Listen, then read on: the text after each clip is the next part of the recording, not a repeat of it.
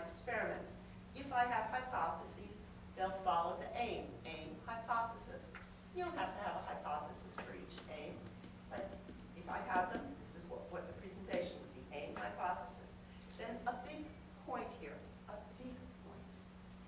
If it isn't clear how you're going to carry out the aim, even though the directions don't call for it, I would include one, possibly two sentences right in my aims to give my reviewers an overall sense of not just what the aim or experiment is, but how I'm going to carry it out. So aim, hypothesis if I have it, and approach to carrying out my aim. And at this point you may be thinking, well, why in the world is she including all this information? The directions just ask for objectives and aims. So hold on to that question for a minute, because I'm giving my reviewers still more. In my last paragraph, I talk about significance, anticipated outcomes. What's the potential impact of the knowledge that we'll get by doing my research? What will be the impact on my field, on public health? Why am I including all of this in the aims? Here's what I want you to know and to remember. So I hope that this will be a useful design for you when you write your own aims. When your grant is reviewed, it'll go to a study section, and on the study section there will be 15, 16 scientists, give or take. Not every one of these people is going to read your application in its entirety. Your primary reviewer will, your secondary reviewer, and a reader. We'll talk about that tomorrow. Not everyone's going to read it, but every person has an equal vote on your score and whether you'll get funded. Everyone has equal vote. And you think, how can they have equal vote if they haven't even read this? They're going to read a couple of things: your aims, your project summary or abstract, and then they'll be listening to the critique given by your primary and secondary reviewers. But if there are two things they'll look at, it's the abstract and the aims. So when I write my aims, I'm always thinking, you know what? This is written for my whole study section. They all have equal vote. I want them to know at the end of reading my aims what I'm doing, why I'm doing it, what's the significance. I'm arguing basically why they should fund me and not someone else who's every bit as smart as me, because the grant is every bit as good as mine. But I want them to fund me. It's the argument for funding you. That's what goes into the aims. Make sure that by the time your reviewers have looked at the aims, they know what you're doing, why it's important, what's new, where does this research question come from, and what the impact will be if they fund you.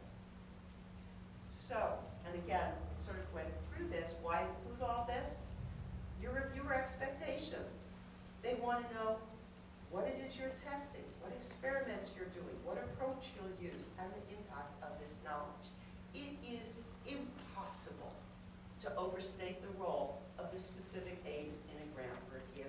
And I deliberately use this little picture of Rodin's famous statue of the thinker, because based on your aims, your reviewers are going to form a very strong impression of your ability to think critically of the fundability of your research.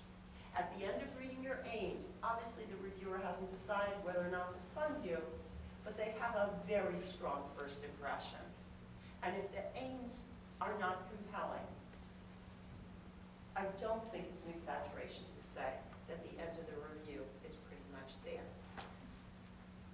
Your reviewers must buy into the aims. So how do we write an aims like that?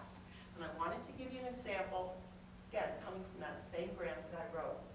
So, in my first paragraph, I'm going to argue about what's the research problem, what's the significance, and what question hasn't been addressed.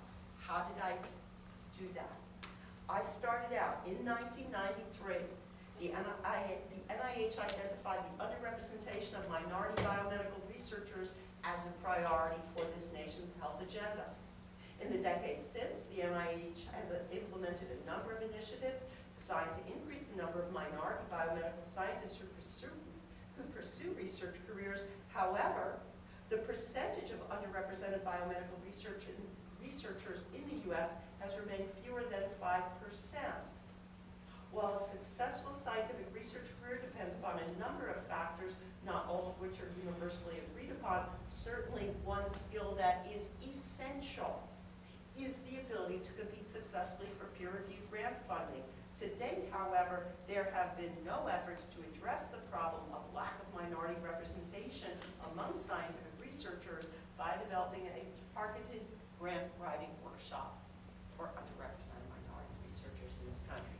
So, why am I reading this to you? I want you to really look at this. This is a useful model. It's not brilliant writing, but it does a couple of things. It identifies what's the problem. What's the problem? Underrepresentation of minority scientists, right? That's the problem. How do I know it's the problem? The NIH said so. I'm quoting them. Proof positive. You cannot argue with this. How do I know it's a problem?